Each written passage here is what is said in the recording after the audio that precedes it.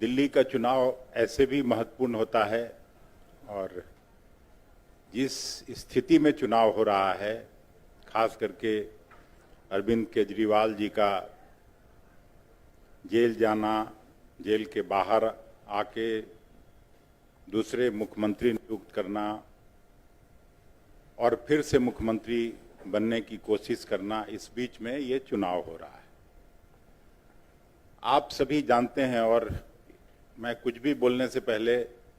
स्वर्गीय शीला दीक्षित जी को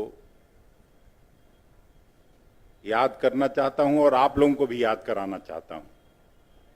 कि उनके समय में दिल्ली पूरे दुनिया के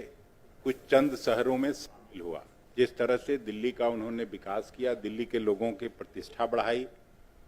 उसको हम सभी और सभी न केवल दिल्ली वासी बल्कि भारतवासी भी याद करते हैं। उसके बाद लगातार जो शासन अरविंद केजरीवाल जी ने दिया, आप पार्टी की सरकार ने दिया और खास करके पूर्वांचली भाई बहन जो शुरू से दिल्ली को दिल्ली बनाने में जिनकी महत्वपूर्ण भूमिका रही, दिल्ली आज जहां दिखता है पूरे दुनिया को, पूरे देश को, उसमें अगर सबसे ज्यादा किसी का रोल रहा है तो पूर्वांचली भाई बहनों का है। और अगर ये कहा जाए कि पूर्वांचली भाई बहन दिल्ली के निर्माता हैं और उनका सबसे बड़ा योगदान है, मगर भाजपा और आप जब कभी सत्ता में आती है तो उनको सिर्फ वोट और वोट बैंक के नजरिए से देखती रही है,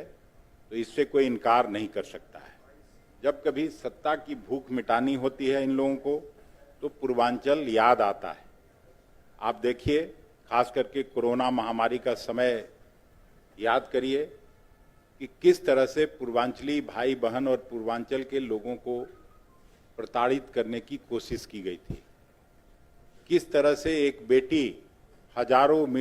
किलोमीटर चल के अपने पिताजी को बिहार ले गई थी, ये कोई भूला नहीं है।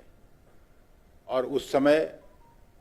जो श्रीनिवास जी, जो कांग्रेस के अध्यक्ष थे, युवा कांग्रेस के, अपने दफ्तर में रहने का उन्होंने जगह दिया, धर्मशाला के रूप में उसको इस्तेमाल हुआ